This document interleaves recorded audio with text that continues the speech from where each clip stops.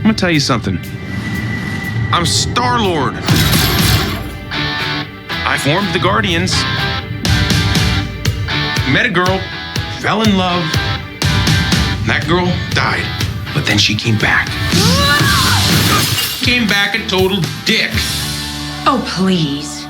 He left out some important information, but that is the gist of it. My sacred mission Is to create the perfect society. He didn't want to make things perfect. He just hated things the way they are. A mad scientist known as the High Evolutionary is determined to create a utopia made up of anthropomorphic animals. To do so, he sets his sight on capturing his greatest achievement, Rocket Raccoon. The Guardians must race against time to save Rocket and thwart the Evolutionary's evil plot. Hey everyone, welcome back to Clubhouse Movies Podcast. I'm your host, Marc Rubalcaba, joined once again by Mr. Abel Pineda. Today we'll be reviewing Guardians of the Galaxy Volume 3, directed by James Gunn. Let's get right into this thing. Yeah. Okay. It was a lot. It was a lot. This is a lot of movie. Yeah. And I'm going to say, I don't think it's a kid's movie. Right off the bat. No. I'm going to start off by saying this is not a kid's movie. Yeah, no. It definitely felt like an adult movie. Even the trailers, it was very somber and melancholy and all this stuff. And you're watching it going, yeah, there's no kids showing up here. Yeah. Like if they are, they're going to be ruined. Oh, yeah, this movie is Bambi on steroids. Yeah. Let's put it that way. Oh. And I don't know, man. And I had to kind of see it a couple of times to kind of get it racked through my brain. Yeah, and we had to watch a bunch of, well, for me, because I didn't watch it 2 times, and I watched it, we watched it opening week. Yeah. Just had to watch a bunch of clips, and now I'm just like, my emotions are riding through this movie right now. And for me, I had to think, was this a great movie or a low blow?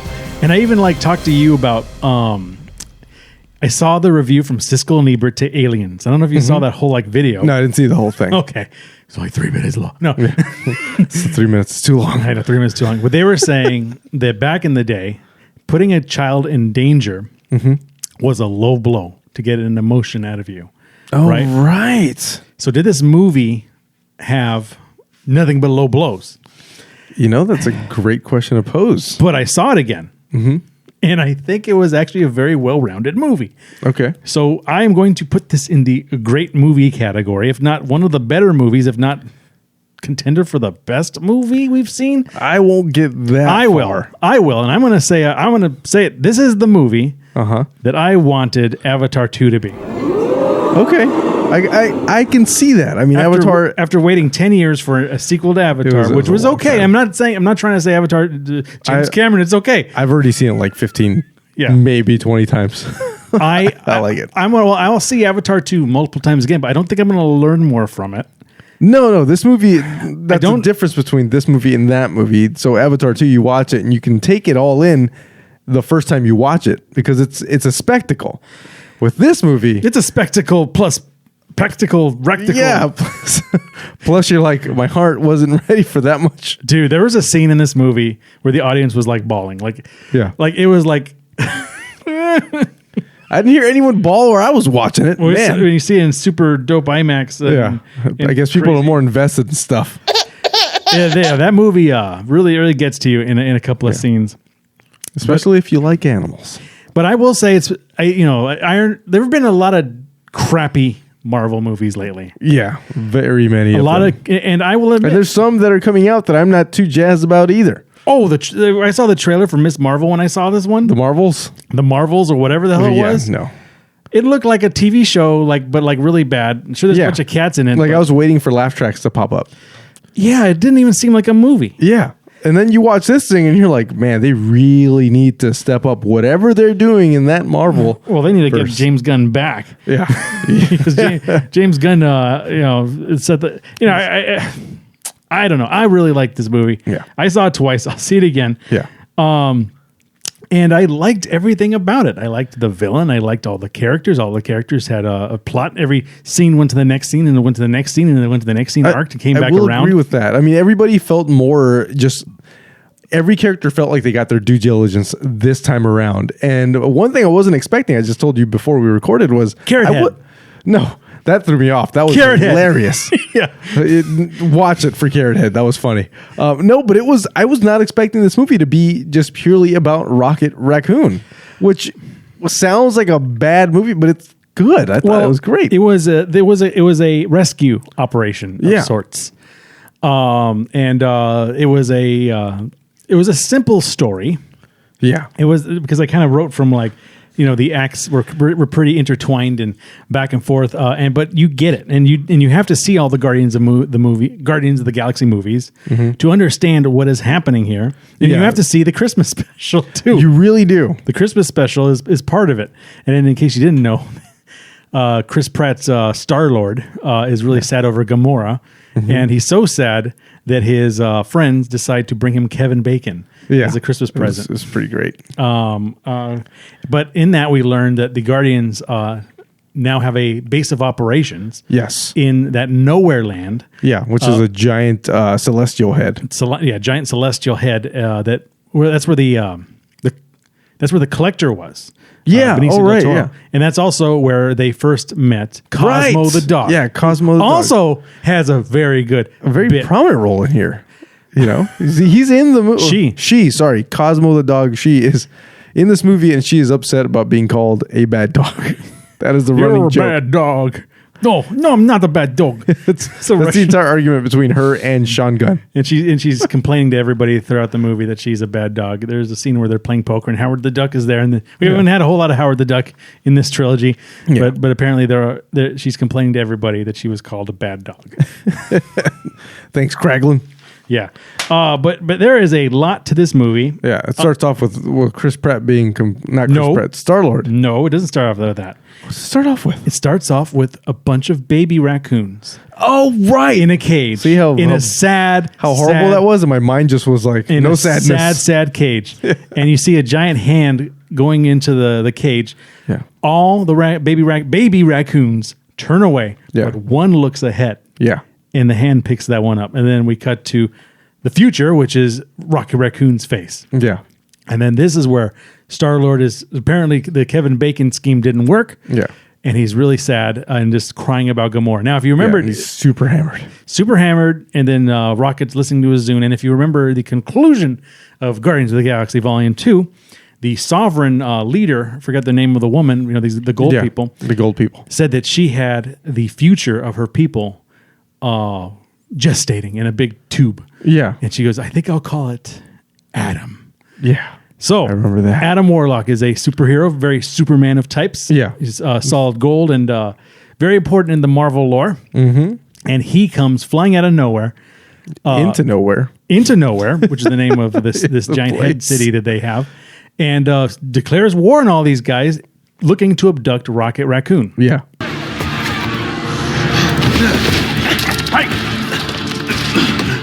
Where did you go, squirrel? And he really he destroys people. For example, he Groot and he destroys his whole body. Yeah, Groot gets straight up decapitated essentially. And then Gamora gets wrecked. Not Gamora. Gosh, what is her name? Nebula. No,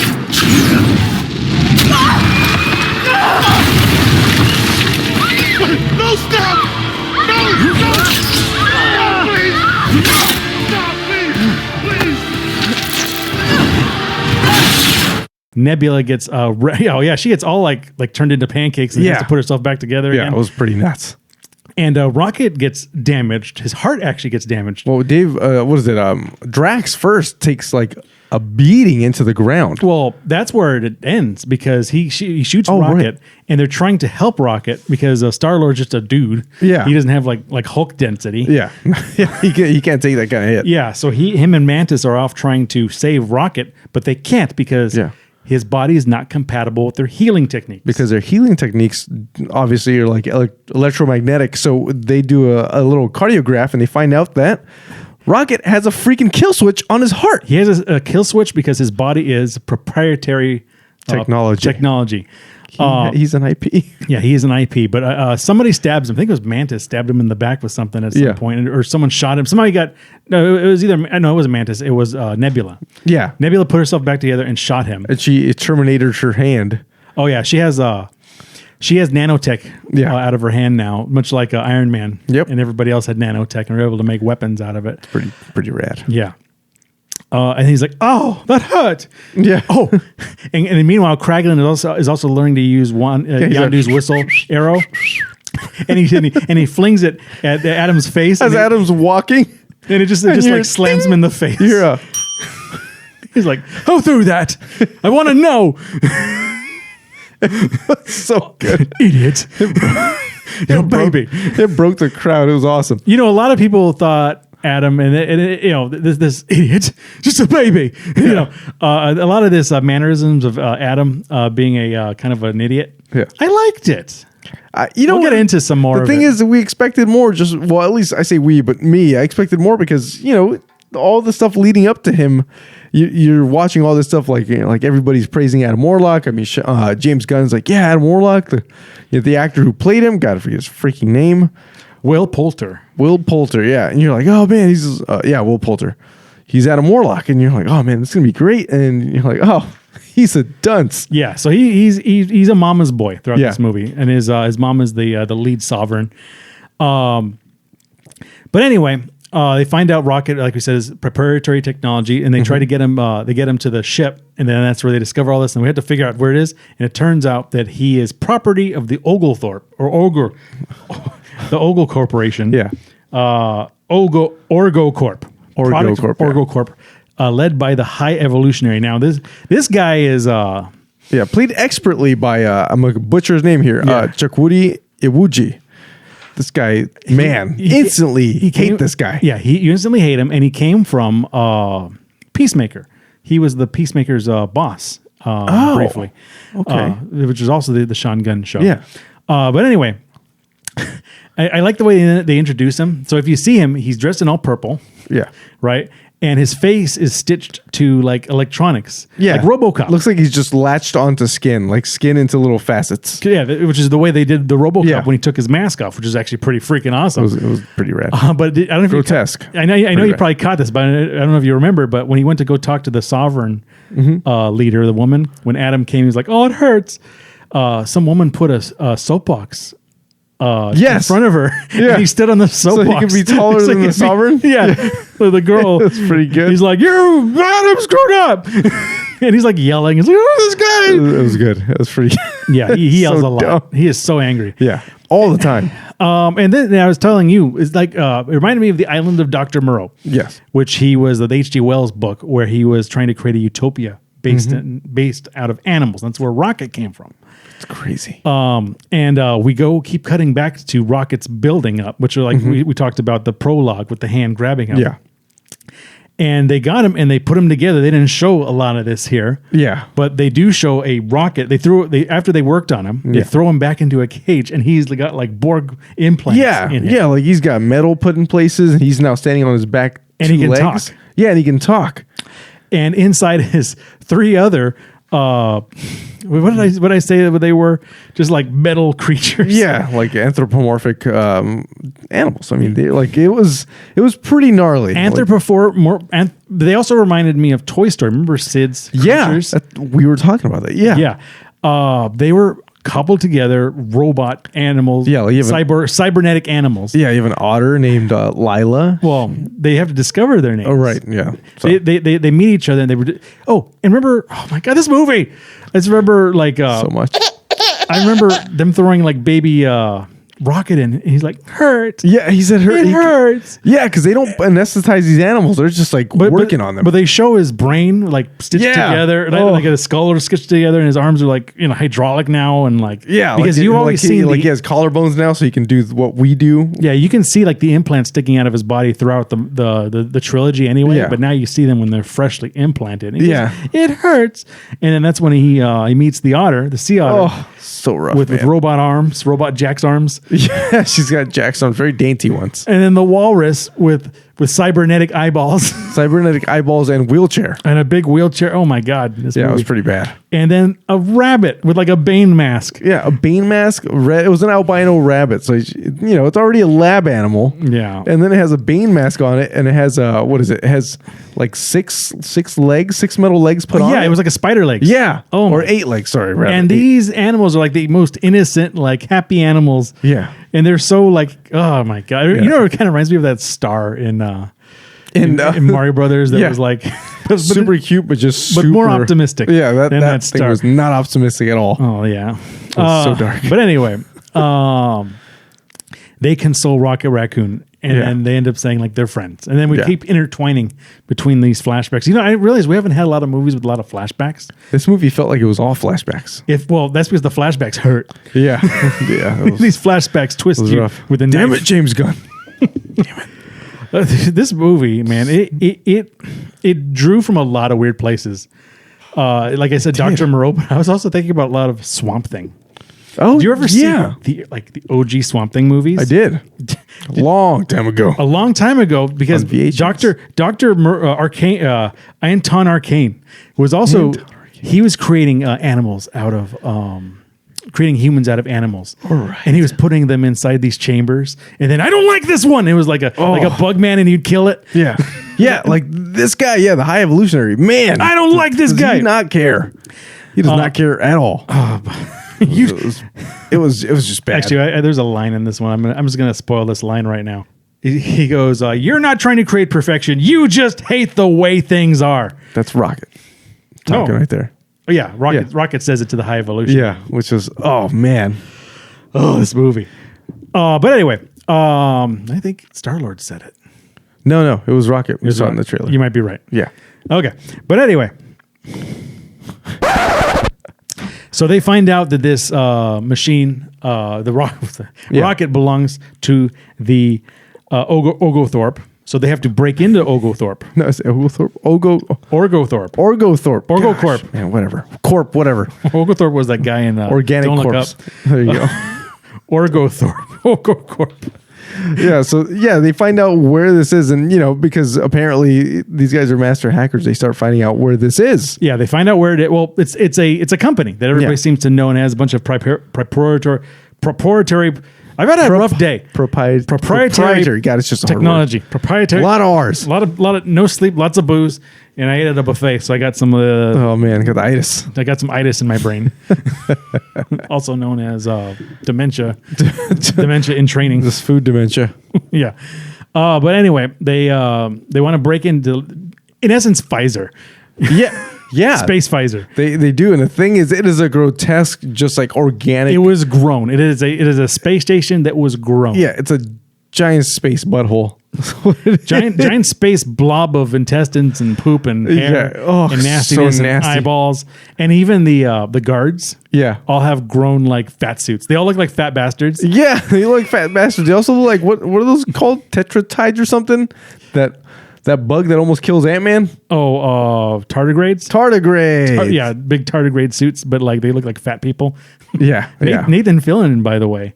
Yeah. Chief of security. But anyway, they break in. Their plan is to break in this place and steal the records, so Yeah. they can figure out how to unlock. Yeah, how to They're trying to find the disengage code, the proprietary lock. Yeah. On Rocket Raccoon to save his life, who is in a coma, remembering his past life. yeah. But anyway, Man. so they are going through the shields of this place, and then they're stopped by Sylvester Stallone in a spacesuit. And if you remember in Volume 2, he was also in this movie. Yeah, Sylvester Stallone in this trilogy. Yeah. He is the head of the Ravengers, where Yondu was part of, and so was Star-Lord. Yeah. They're the space pirates, and it turns out that Nebula was also in cahoots with this version of Gamora. Yep. Yeah, because she has become a space pirate Ravager too. Unbeknownst to Star-Lord himself. So, Yeah. So he's all mad. He's like, and then It's like, you knew where she was this whole time? yeah, and she's like, yeah. I thought you were gonna act weird or something. I'm not gonna act weird. yeah, see, it's like that. First thing he does. But anyway, they meet the space pirates, and then there's one one space pirate in particular that I kind of want to mention really quick because it is important. They meet this one space pirate with his pet space cat Blurp. Oh yeah, space cat Blurp. Yeah, so Blurp is like a space cat with big eyes and like a happy Cheshire smile, and it's got like 6 legs or however many legs. By the way, pretty weird. By the way, Disney, where's my space cat merch? I'm still waiting for my Battle Damage Socks toy. Missed opportunity. And there. I sent this dude to freaking Disneyland to go find me a Blurp toy. He couldn't find one. Didn't find one. What the hell, Disney? Did not find one. I would have had both by now, and I want a Blurp, and I want a Battle Damage Socks from Buzz Lightyear. It's the only thing that was good about the movie. Anyway, back to the show. Back to the show. So they get these specialty spacesuits to be able to go into this space station, fly into the space station, and they put on mechanic suits to act like mechanics, and then Nathan Fillion comes and like busts them, but it turns out that they're able to get in security. Yeah. They're able to get into the vault. Real quick, hold on. James Gunn teases possible Blurp plushie. There you go. There you go. What does that even mean? I don't know. Might happen. Who knows? But there should be a whole Blurp section at Hot Topic right now. There really should, man. T-shirts, everything. Not just one beanie, baby. I want to see Blurps. Freaking Blurps. I want to see Blurps. Anyway. So they get into this. All I got is this. Oh, there you go. Right on the floor where it belongs. And I keep destroying my my trophies that I get from work. Yeah. Literally, I got like this. I got this golden light. And I dropped it. Gosh. Here's the key to the city. On the floor. On the floor. So Batman does remember. He just like drop kicks it into the ocean. He's like, I don't need this thing. I'm Batman. I've got these. Let's get nuts. Yeah, anyway, let's get nuts. Oh man, I don't know if I'm going to make it through the Flash. Oh, it's gonna be great. If Michael Keaton dies. Oh, well, I'm gonna get up and walk away. I'm done. Batman. He was Batman.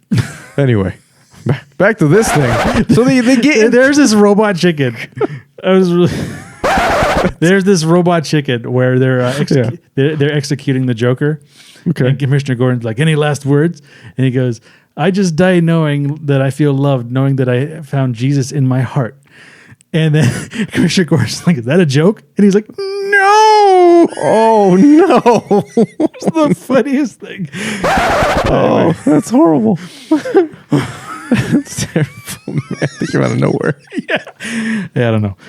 Key to the city. Anyway, anyway, they break in. Yeah.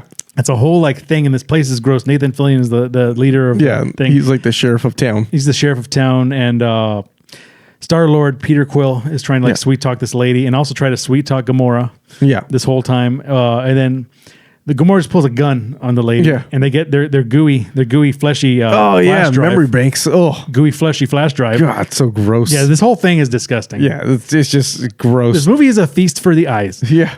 Don't eat some parts. Yeah, it's like a world made of hot dogs. Yeah.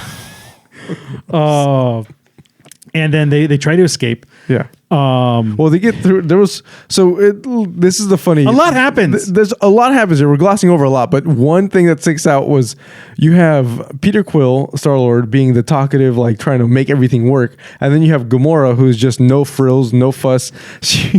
One of the ladies is like, "Put your hands up, or we're gonna take care. We're gonna, you're gonna get caught." And she just shoots her in the leg, like no questions asked. And everyone's like, "Oh no!"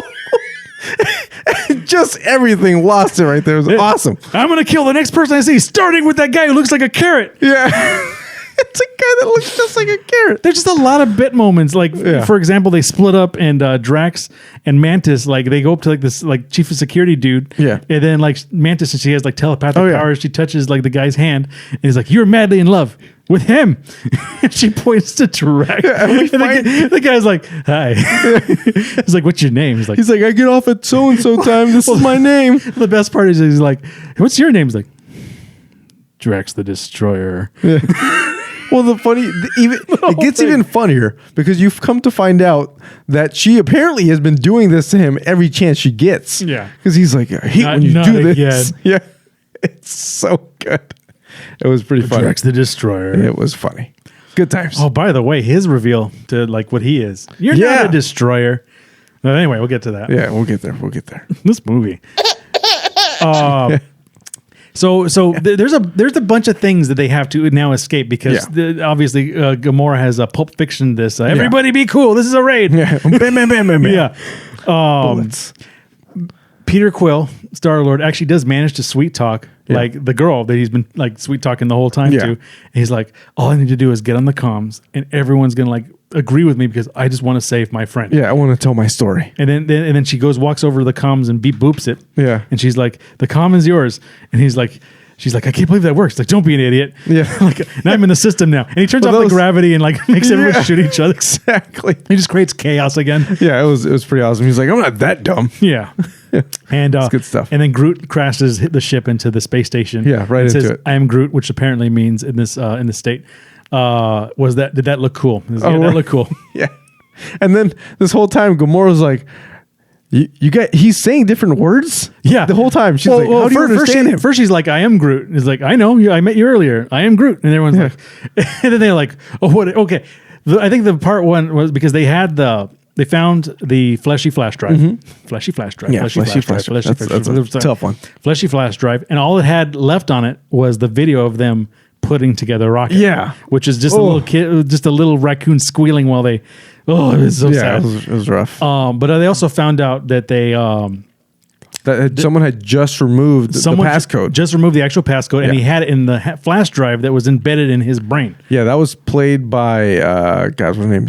Nico Santos, the recorder Thiel. So recorder into the recorder dude. Yeah. So like now we got to get okay. It looked like they have mini disc players on their head, right? Yeah, that's what it is.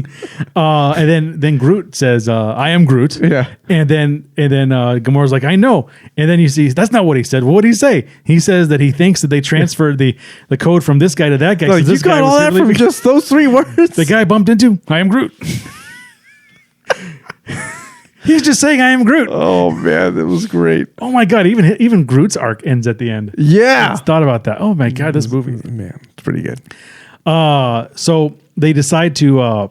Then they find out who runs Oglethorpe, Oglecorp, whatever it's called now. Corp. And they find out it's the High Evolutionary. Yes. And Gamora's like freaked out. She's like, "Oh my God, this guy's like, God to many people. Like, we got to get the heck out of here." Some corners of the galaxy. And then she goes, "I'm gonna call the Ravengers and let them know." Yeah. I had to pick this up the second time I saw it. "I'm gonna call the Ravengers, let them know to come pick me up wherever we are." Okay, fine. Yeah.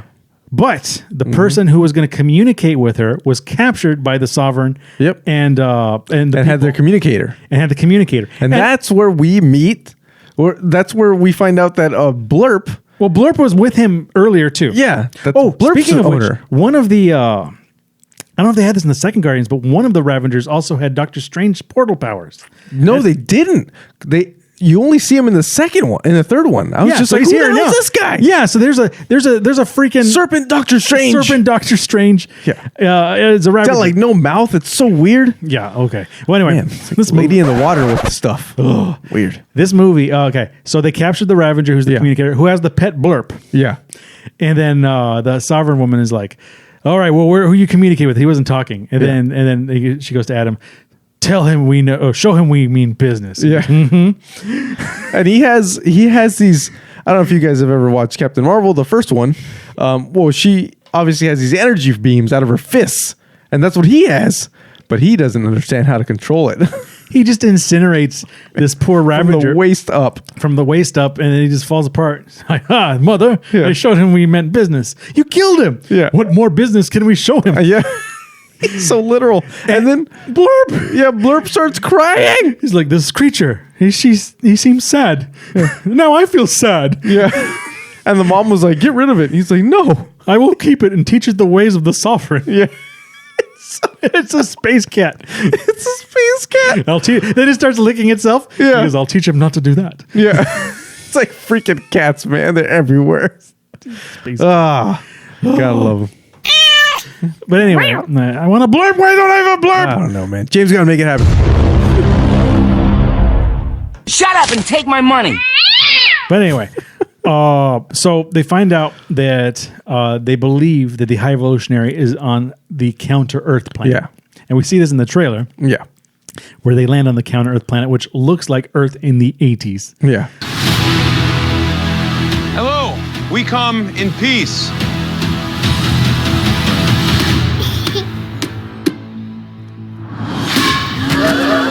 Come on, Drax. Seriously, dude? No!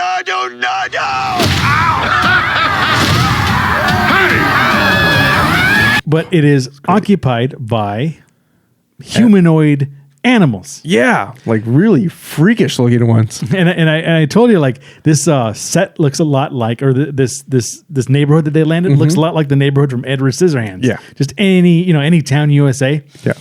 Well, they get into a fight, but then they befriend like this family. Yeah. Family of bat people. Yeah. Really? Whoa. Bat people. Not Edward Scissorhands, which is a, what's his name?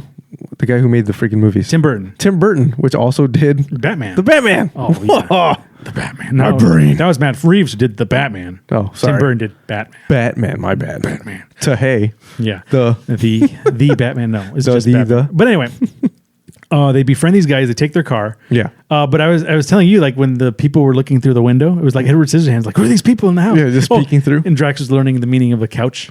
Yeah. He's like, but it is oblong. It is clearly designed for me to lay down on. No, it's designed for people to sit perpendicular next to each other. Shoulder to shoulder with people. Oh, and he's like, we're looking for something. And he drew a picture of that fat guy with the thing Oh, in yeah, his with head. the freaking mini disc He drew player on his head. like an egghead man. And the lady's like, she's like, ooh. And she points to the pyramid, which Yeah. they probably should have started their Like adventure at. Like as they're landing, you can see that thing. It's a mountain. Yeah, it does. It doesn't look like an 80s architecture at all. It Yeah. looks like a space pyramid. The one thing that's sticking out there, Stranger Thing. Yeah.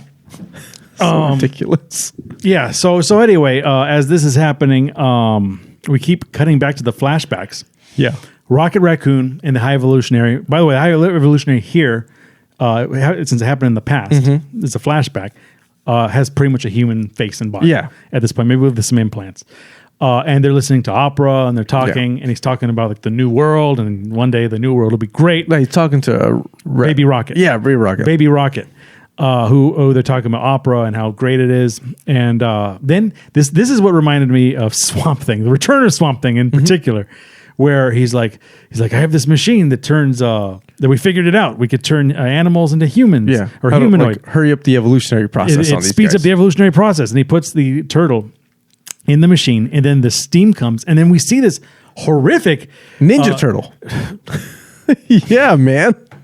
As soon as I saw it, my wife yelled out, "Ninja Turtle!" turns into a Ninja Turtle in a very very werewolfy American Werewolf in Yeah. London 80s style, like bones great. cracking, Yeah. painful birth kind of thing.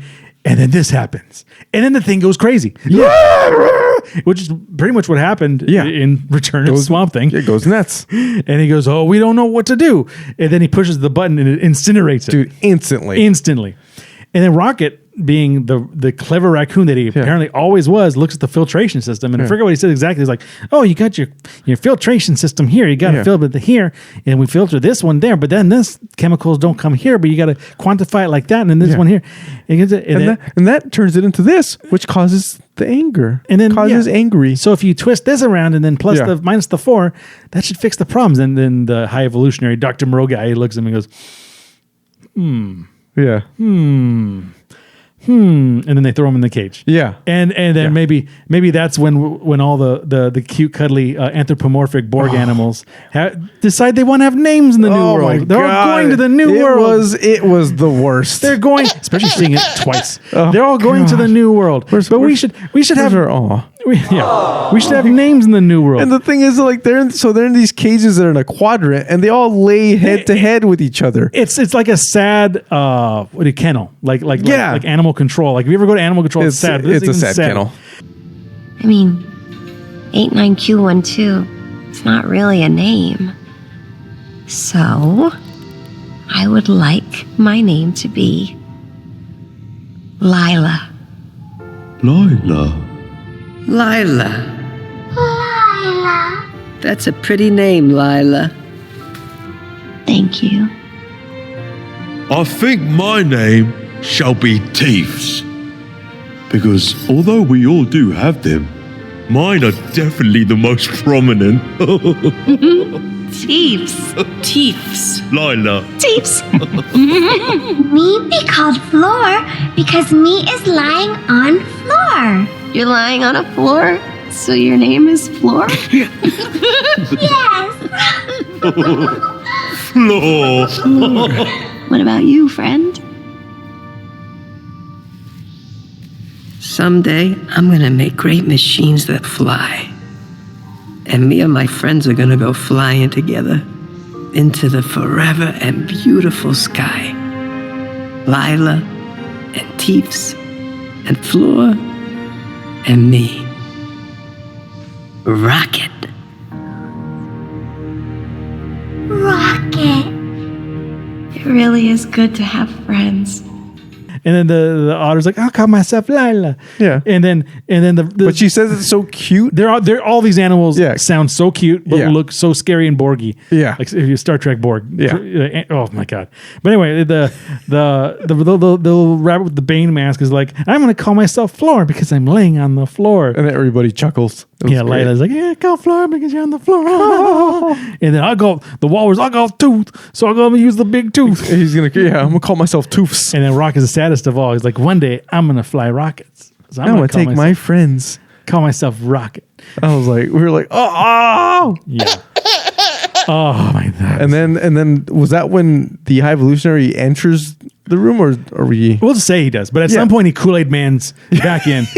Damn, what? He's like Way to take drunk. me out of the scene, man. Yeah, well, seriously, He was drunk with rage. He was drunk. He was just, oh my god, you figured it out. How did you figure it out? Tell me, because look, it worked. And we see like this happy animal, like he's like, oh, Well, yeah. He takes him, I guess, again to the filtration system, or whatever, to return a Swamp Thing, Yeah. Arcane Maroon's room, that scene. And like one of the rabbits gets out and he's like, "Oh, look, it's Mr. Bunny Rabbit or whatever it is." It worked. Yeah. How did you know? And he chucks him in the cage again. No, even worse. What he goes, oh yeah, oh man, it'll be great because we're gonna go to the new world and it's gonna be great. And I mean, I figure it's like, oh, you could figure out how to save humanity, but you can't figure out that you're not going to the new world. Yeah, you're not fit. Why do I sound like Yoda? You're not going to the sound like world. Yoda met Snidely Whiplash. Yeah. It's like this is the High Evolutionary speaking to Dr. Moreau, High Evolutionary guy. Yeah, you're not going to the new world. You're the thing that we put together to make everything. Look at you. You're disgusting. Yeah, you're like, whoa. You're not fit for new with that brain. Yeah, prepping for surgery tomorrow. I need tomorrow. That brain. We're getting that brain out. It's crazy. Yeah, and then that's, I think, at some point when they throw Rocket back in. Yeah, but something that was happening throughout all this, Rocket was picking up parts. Yes, he was always like being a thief, picking up, doing what what raccoons do, man. I know, right, dude? There's a family of raccoons that live like over here in the corner. I'm sure, and they live in the sewer. And every night I see them like just hanging scuttling around. Yeah, but anyway, there's a giant, like it's got to be like 25-pound raccoon that lives in a tree near my house. Yeah, oh, dude, raccoons are cool. But anyway, so Star-Lord and Groot and Nebula. Yeah. They go to the pyramid. Yeah. While Drax and Mantis watch over the ship. Yes. And since Gamora was calling the Ravengers, she told the Sovereign where they were. Yes. With Adam Warlock. So because so I think one thing we forgot to mention was that the Sovereign were working with the High Evolutionary. We also find out in that scene when he puts a soapbox. You remember the soapbox? Yeah. So he actually tells him, "I created you. I can destroy you." And you're like, "What? Perfect, lovely idiots." Yeah, exactly. That's pretty good. Like that. Yeah. Yeah. So he's got like a bunch of people trying to get Rocket. Yeah. Pretty much. Because Rocket could figure it out. Yeah. How did he figure it out? Because he even had like some kid running some new generation of kid running on a treadmill. Is like, look how smart it is. He can take something apart and put it back together. It understands quantum mechanics, but it can't think for itself. Well, it's like he could take it apart and put it back together. But what is that? Repetitive memory. It's just memory. Yeah. You can't create. Only one can create. Yeah. You're like, whoa, and I need him back. Yeah. So the Sovereign is now coming with Adam again. And Adam still has Blurp. Yeah. It's his buddy. And since Groot and Peter Quill went to the pyramid with Nebula, Dude, this look like Bebop and Rocksteady. The pig monster thing, like the big ones. Dude, it was Bebop and Rocksteady. By the way, doing some research in that, you knew who played like the pig one that like had a really cute, cuddly voice? That was Judy Greer. Judy Greer. I don't remember this at all. She was the mom in Jurassic World, and she was also the mom in Halloween 1 and Kills. Okay. She's in a lot of things. Yeah, I know the name. Judy Greer, but she was the voice of the, like, we're on the same side. But it was a giant, like, Rocksteady and Bebop, like, monster. Yeah, that was ridiculous. You know what I'm saying? Yeah, that was nuts. This is a huge movie. That was a lot. See this movie. But anyway. It was a freaking lot, man. Yeah. All right. I don't know. I don't know where we went off. This movie. It's like we'll be here all week talking about this movie. Yeah, I don't have to. Okay. So they get to the pyramid. Yeah. They get to the pyramid. Mm-hmm. Drax steals a motorcycle. Okay. Goes to the pyramid too. All kinds of crazy stuff happens on the pyramid, and the pyramid takes off. Oh, because on their way to the pyramid, they saw drug deals and baseball bats and gang wars going They're on. like, oh man, this is just Earth. Yeah, and worse than Earth. He's like, because the high evolutionary is like, this planet is a utopia. Your friend once took advantage. I learned my lessons. I aimed some small part of my mental capacity back in my own direction, and now gravity itself serves my whims. You must find Counter-Earth familiar. Counter-Earth? I visited your planet many years ago. Earth hasn't been my planet in a long time. Your people had wonderful spirit. The art and music and literature were some of the finest in the universe. Earth would be a fabulous place were it not for the ignorance and bigotry. Okay. It inspired me to create Counter-Earth. I don't care. All of the good and none of the bad. I don't need another speech by some impotent whack job whose mother didn't love him, rationalizing why he needs to conquer the universe. I'm not trying to conquer the universe. I'm perfecting it.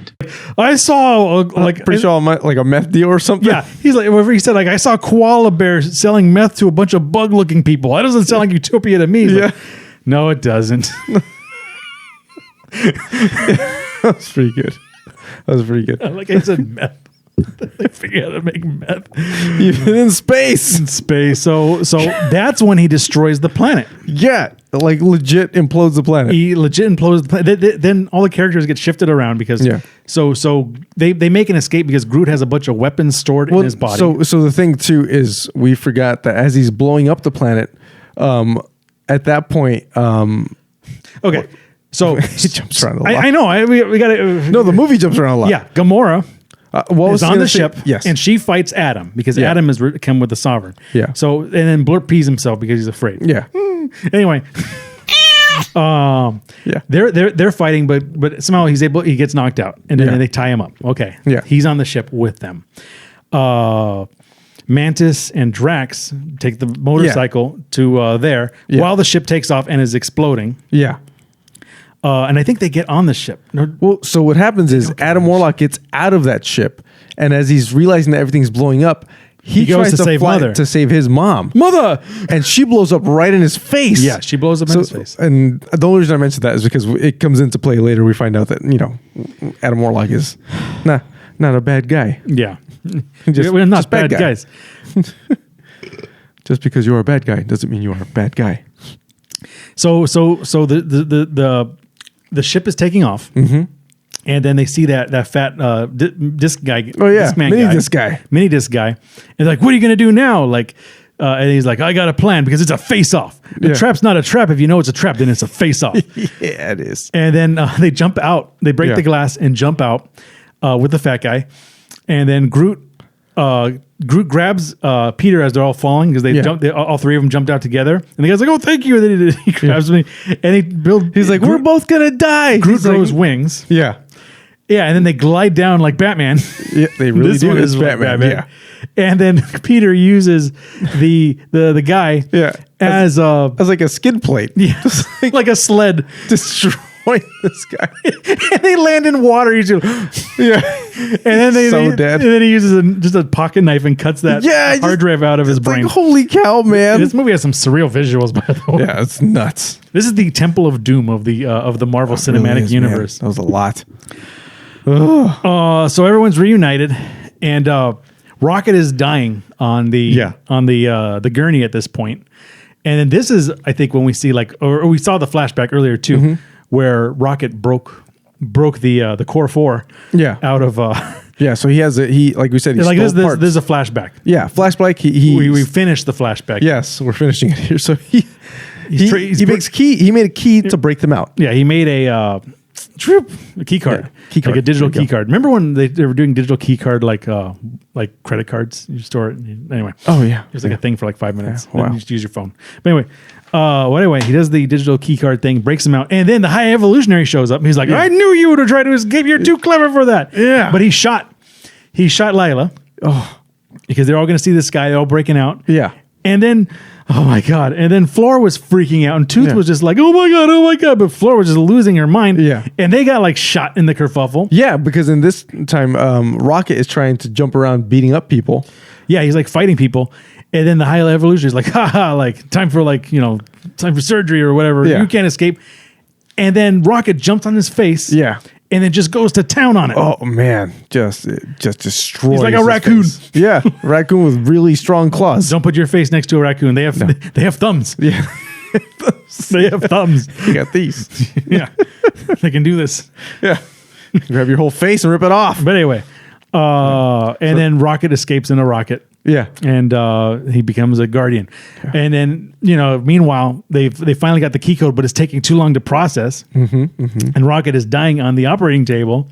And then in a hallucination as he's dying, he sees Lila and his friends. Yes, and they're like, you could join us. We see the sky now. Yeah, we see the sky now. I know. And then Lila, he's like, "Do you want to walk with me?" And he's walking with Lila, trying, and there's other things that happen. So obviously they're trying to save him and all this stuff. And we see one of the most heartbreaking moments is when Peter Quill is just screaming because his buddy's dead. Yeah, his best friend is dead, and then he comes to life. Yeah, and that's when it cuts to then it cuts back to Lila, and Lila's like, "But not yet, not yet." And you're like, "Oh my God, was that Gladiator?" Yes, we will be reunited, but not yet. You're like, "Oh my God, didn't even catch that," but you're like this. So like we said, Drax, Mantis, and Nebula, I realized that was stuck at the entrance because her arm was a giant gun. Yeah, they're on the pyramid now. Yeah. So now everyone got switched around. Yeah. And they have. Where are you? Yeah, we're on the pyramid now. Well, we got to save them too. Yeah. And now Rocket's in on the action and he wants revenge. Yeah. Real bad revenge. Yeah. He's got some can of whoop ass ready to rock and roll. Yeah. Pretty great. And they find all those kids. There's this new generation of kids speaking Joob language. Yeah, they actually saying Joob. It sounds like nonsense. Joob. It was funny because so what happened was Drax and Mantis, they stole a motorcycle and then went there. But they think Peter's dead now. Yeah. Because they don't have access to the ship. Yeah. So he's got to be, everyone's got to be dead because the thing exploded, right?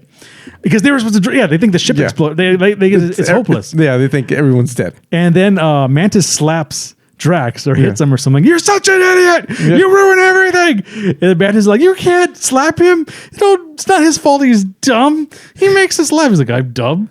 I don't like this. Yeah. I don't like this defense. And then thank goodness she wipes his memory. She wipes his memory. He's like, my giant muscle saved us this time. Because he knocked the door down. Yeah, he knocked the door.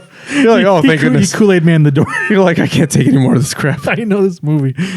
And then they find out Rocket's alive and they find out everybody's alive and now it's another rescue mission. Yeah. But they also have to save the kids. Yeah. But then we learn Drax's power. Yeah. Drax is like, when my kids are, because they were crying because Mantis yelled at him. Everyone's like, oh, you're stupid. Nobody understood the kids. Nobody understood the kids. And then Drax, he says, well, I had a daughter just like you. Yeah. And I used to, I was laughing the second time because I didn't really catch this. He's like, I used to make monkey noise, and that always made her feel better. And Yeah. he starts doing the robot. Yeah, they started doing the robot. Yeah. I was watching it. I was dying when I saw that. I'm like, he's doing a freaking robot. Dude, I'm not gonna lie, like, because this is when Rocket came back to life. Yeah. I seriously like turned to my friend during that scene. I said, this movie. It's everywhere, man. It's everywhere. Oh, should have been. And this is the movie that should have been called Everything, Everywhere, All at Once. Not even. This is Guardians of the Galaxy Volume. Way 3. better. This movie sticks the landing. This is how you end a trilogy. Yeah. By throwing this is a. It was good. You throw everything at this one. But anyway, Drax actually ends up able to talk to these kids. Yeah. Speaking the beep boop language. It turns out he spoke beep boop language. Yeah, But and nobody asked him because they think he's the dumb one. Yeah, he's like, Mantis is like, do you understand them? He's like, I speak the language. Like, he's like, how? You never asked. You never asked me. Terrible.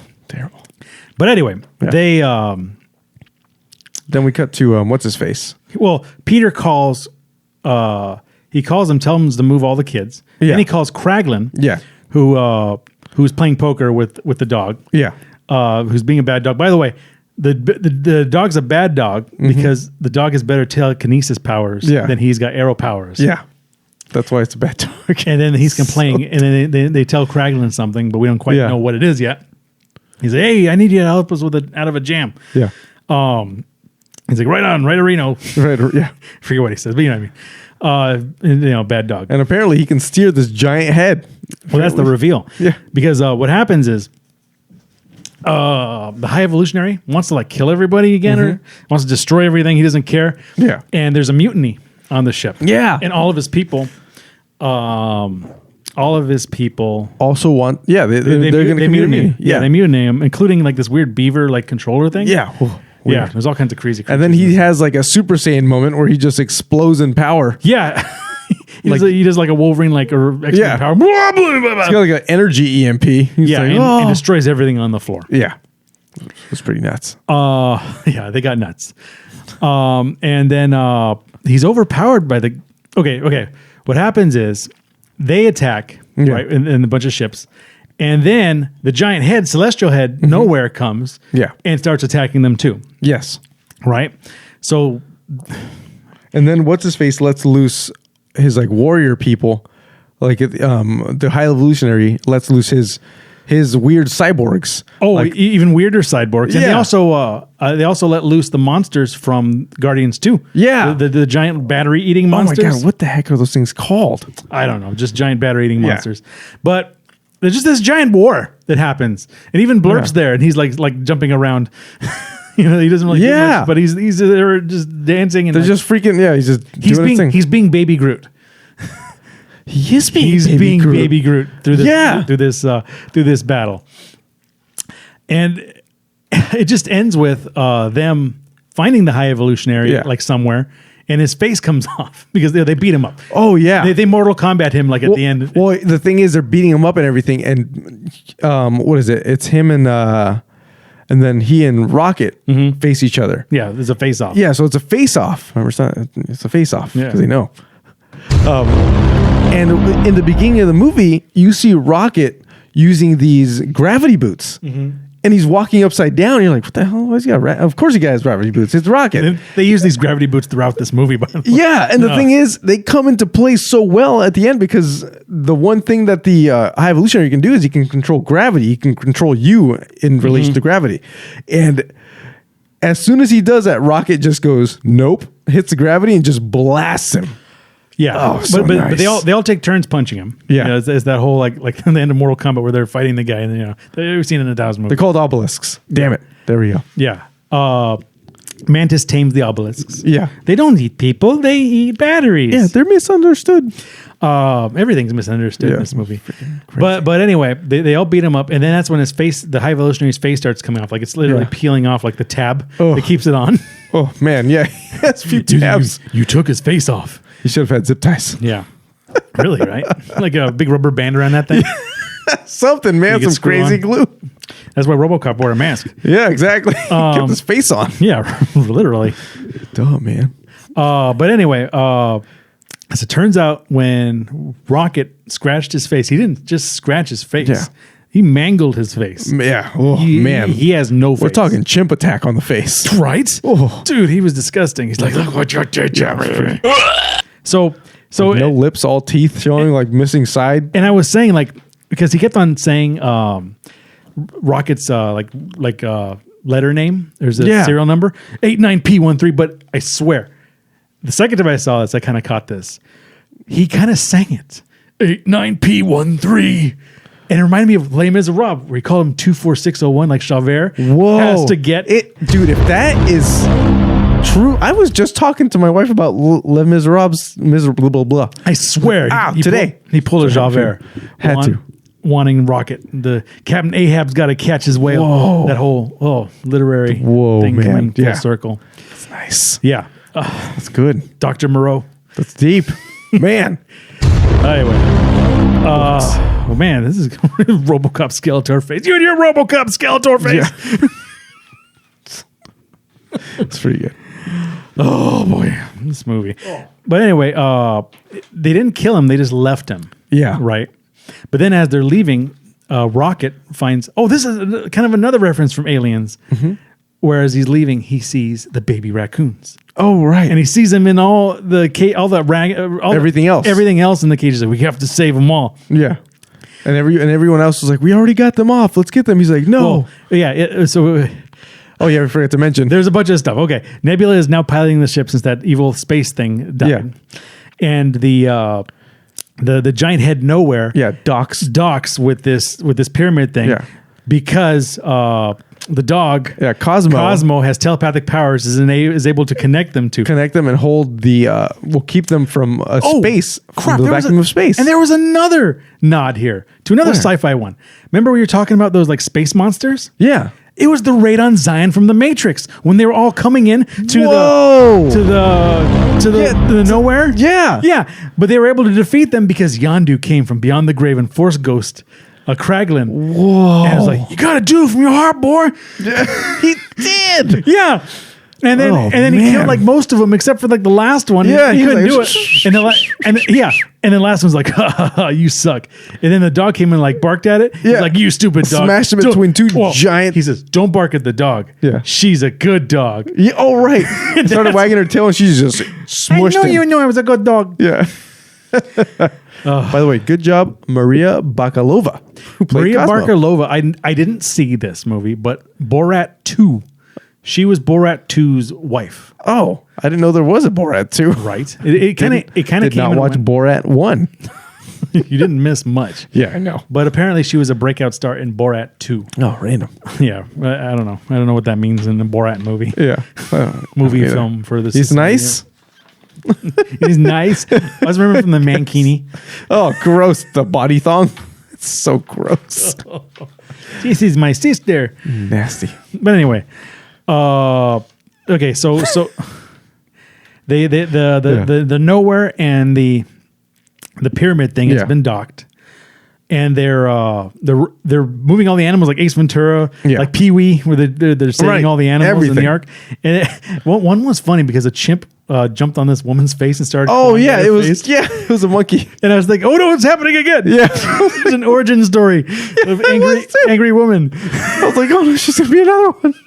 But anyway, get her a face. They get them all, and then just as like Cosmo was like running out of energy, she even like Mantis like reinforced her, like, you're a good strong dog.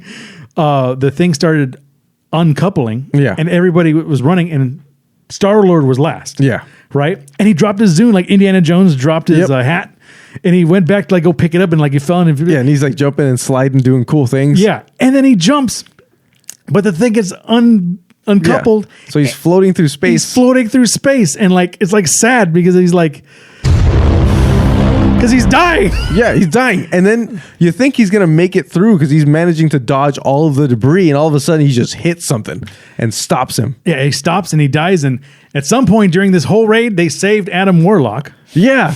And they're like, why save me? He's like, everybody deserves a chance. Yeah. You're like, oh no, I am Groot. Yeah. What does that mean? Everyone deserves a chance. So then pretty good. So someone throws like a rope or something at him, and then Groot. Yeah, Groot tries to grow tries roots. to grow roots, but they freeze in space. Peter freezes in space, and his face like. Oh man, it's one thing we hadn't seen in the previous movies. His face is contorting and because of the vacuum of space. Yeah, his blood is turning into gas, which by the way is supposed to be one of the most painful ways to die. It's like, the bends. There's three. It's with the reverse bends. They go. There's three ways to the three of the most painful deaths are the bends, vacuum of space, and what the third one is? Drowning, burned. Oh, yeah, burned alive. Pretty terrible. Anything that'll turn all of your all your nerves on at once. Oh, anyway, nasty, dude. The littlest burn is like the worst. Oh yeah. Well, oh my god! When I went on vacation a couple of months ago, I touched a waffle iron like in the wrong spot, dude. Because like it was like an industrial one. Yeah. So like only the handle. Everything is like hot. Everything is part of it. Yeah. And I just touched it, and it's like. I've done that to my cast iron skillet more times than I can count. Dude, it hurts bad. You'd think I would buy one of the little sleeves for it, but classic. It hurts classic man things. The Neosporin burn care is the best. Oh, aloe vera, buddy. But before that, ice water. Oh yeah, ice water. Like magic. Right but anyway, Peter Quill's about to like explode in the vacuum of space, or just like freezes to death. Like they had to do some time dilation probably because Adam Warlock Superman's in and swoops him and calls him back. And pretty good. He's still alive. And he goes, hey, does that look cool? Yeah, and his face is all like just saggy and contorted. And all the main characters like all hug. Yeah. And Adam Warlock hugs awkwardly. Yeah. It's pretty good. I liked Adam Warlock. I don't care what anybody says. Could have been more. Oh, whatever. He's gonna be more. I know he's gonna be more. He's gonna be He's gonna be a Mora. He's gonna be a Mora. Moron. No kidding. Yeah. And then that's pretty much the end of the action plot. Then there's a lot of epilogue stuff where everyone has reflected on who they are, and Peter decides that he wants to go back to Earth. By the way, and I think a callback to Rambo. He's like, well, they're gonna go to family and a home. That's what it felt like, man. Because he clearly, like at the end, he had the backpack and he went home.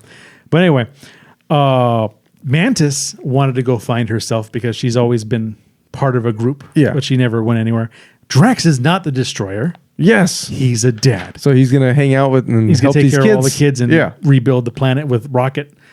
And then Rocket is gonna be the leader of the Guardians now that these two are gone. Gamora said we would have been great. We probably were great, and then went back with Sylvester Stallone and the rest of the Ravengers. Yeah. By the way, a little bit of a plot hole. Yeah. She didn't know what the space cat Blurp was when she was a Ravenger, and would have known what the space cat was since she came with them. Yes, right? Yeah. So that's a bit of a plot hole. And also one thing that we kind of glossed over was when Rocket was saving the raccoons. It had in English Earth. And I saw that, and he's like, because everyone calls him a raccoon, he's like, I am not a raccoon. Yeah, he didn't know what a raccoon was. Yeah, I guess he found out. But it said, Earth slang, raccoon. Yeah. But you know what's funny? Yeah. Didn't Rocket live on Earth for 5 years in the Infinity War? Did he? Yeah, he was an Avenger in Infinity War. Remember, everyone got dusted like in so long. Like we said, Rocket lost his family twice. Or a bunch of times, including when they got dusted by Thanos. I gotta watch that again. Yeah, he was on Earth with Tony Stark. Remember? I don't remember. Remember, somebody said like, "It's not a normal day anymore. I get emails from a raccoon." No, I don't remember that. I think that was Scarlett Johansson. She gets emails from raccoons. That's so random. You can type. I'm not some Infinity War scientist. Yeah, I'm not some Infinity War scientist. I don't know how these things work. I watched the movies, man. No, that was Star-Lord in this movie when the first Gamora. I'm just this adding movie to was it. Great. But anyway, and you think all the animals and it's like sad. Yeah. The movie ends with the new Guardians of the Galaxy made up of Adam Warlock, that spinning girl, Drax, right. Groot. Yeah. Groot Major. Adam Warlock. Yeah. And Blurp. Oh, right. Blurp and is Kraglin. Kraglin, yeah, with his little... and Cosmo. Yes, and Cosmo, right. Was Drax there? He was there, right? No. At the end? I don't think Drax was there. Yeah, I guess he stayed with all the kids. Yeah, stayed with the kids. Well, that's kind of sad. He's no longer a destroyer. He's a dad. Oh, there you go. But anyway, and they're saving like a colony of humans from a stampede, like a Mufasa stampede. Yeah. was these like crazy wolf. They howling. They look like the like weird version of the ice wolves from like episode 7 Where's that button? or 8, whatever episode sucked. They sound like this. Yeah. And then they destroy them. Well, they don't show it. They just know. Like, don't you feel bad for them? Yeah, well, we got to do duty calls. Yeah. And then the post credit sequence was just Peter Quill having breakfast with his dad, his grandfather, for meeting him for the first time since his mom died. Yeah. And eating breakfast, he's eating cereal, and he's it's funny. He's sitting there like a grown child. Yeah, he's like, I'd mow the lawn, but like, it's not a good thing for mow. It was kind of a weird conversation because I think he had like a stepbrother who wasn't mowing the lawn, and he was trying to say the stepbrother should mow the lawn. He's a grown man. He's a grown. He should mow the lawn. And then you read the newspaper. I did not. I actually was like, oh man, what did it say? It said Kevin Bacon abducted by alien tell-all. Oh. And I think I told my wife, I was like, there's something on that newspaper. If this movie comes out, I'm going to pause that and read it. I wonder if they're using Doctor Who rules where time kind of like heals itself, because like there have been aliens that have attacked and swarmed Earth every time. And sometimes they would come back like, oh, the Daleks, remember when they attacked like 2 years ago? And they'd be like, what are you talking about? Yeah. You don't remember the Daleks like taking over the Earth? I wonder how that's all going to play in this. Because it's been happening a lot. And now, I know the Secret Wars is coming. By the way, another Disney property I don't plan on seeing. Like, I don't really care for like new Disney. I don't care for a whole lot for the Secret Wars. I'm definitely not going to. I mean, I'm going to watch them just to keep up. Marvel. Yeah, I could care less for that. But anyway, weird. They all found their way at the end of this. They did. Mantis ran off with the giant obelisk monsters. Yeah. And I guess they're going to protect her, and she's going to just, And then Rocket's got a bunch of new little rockets. Little bottle rockets. It's crazy. And that was the end of the movie. See this movie. Definitely go watch it. You know what? I am going to give it an A+. All right. This seemingly final installment of the Guardian saga sticks the landing of the trilogy in a triumphant extravaganza that gives the characters, story, and even the action a reason to exist. This roller coaster of a movie hits on all points the way a movie should. But beware, this movie is not for the faint of heart. This is a movie that takes chances and reaps the rewards. That's good. I'm going to give this one a B-. Just, it was a great way to end a trilogy. I'm not going to argue that. That by far one of the best ways to end a trilogy.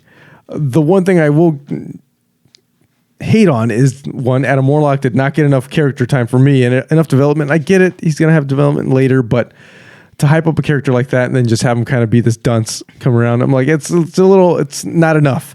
It was tough to watch the animals. That was, I did not enjoy that so much so that when I got home, I pretty much attacked my cat. I was like, I love you, man. Fuzzy cat. So that being said, the story was great. It was fun. It was entertaining. I just felt like there was just a little more that was missing from it. And I just wish James Gunn would be around long enough to make it happen some more. But it's definitely worth a watch. If you have not seen it, go watch it. I thought it was great. It just reminded me of all the old monster movies from back in the day. Yeah, I can see that. Even that, when they're saving all the creatures. Okay. Going back, and I remembered they opened up, or was her name Mantis? She opened up one of the cages, and inside it was like a pig. Oh, dude, that was the funniest scene in the movie for me. It was like a funny looking pig monster. It was this grotesque pig goat looking monster. It stood on its back 2 legs. I think it had like a limp or like had a cane or something. Yeah, it was all like contorted. Yeah, and Mantis was like, ah! She just like this guttural scream, and she's like, it wasn't you that was screaming for. Yeah, and then it was so kind. It was like, it was friendly. It's like, thank you. Yeah. It's like this movie hits you on all cylinders. And the funny thing is you forget. Like she could have totally just touched it. And I'm like, sorry, forget. He was fine. Yeah, he was fine. It happens a lot. Oh man. And, this movie has so many layers from the. You know what? And I may change my grade if I watch it again. But for watch now, it again. I think B-. I think I was kind of B- when I first saw it. Yeah. And I saw it the second time. It all came full circle. Listen, when Marvel starts paying me or these studios start screening movies for me, then sure, I'll give it the extra time of day. But I liked it. It was great. And they even had the like better than part 2. Yes, I think like I said, I think it goes 1, 3, 2. Oh, don't be that guy. 1, 3, 2. 1, 3, 2. Anyway, not in the story. Just come on. The first one surprised everybody. No, Drax. What's his name? Ronan the Accuser. Not the villain. I just mean the movie in general. You're like, what? The Guardians of the Galaxy? It's fun. It's fun. Okay, whatever. And that has been our hot take on Guardians of the Galaxy Volume 3, and what a movie. Remember to like, share, subscribe, check us out on Twitter, Facebook, all the social medias. I'm your host, Marc Rubalcaba, joined once again by Mr. Abel Pineda. We'll catch you next time.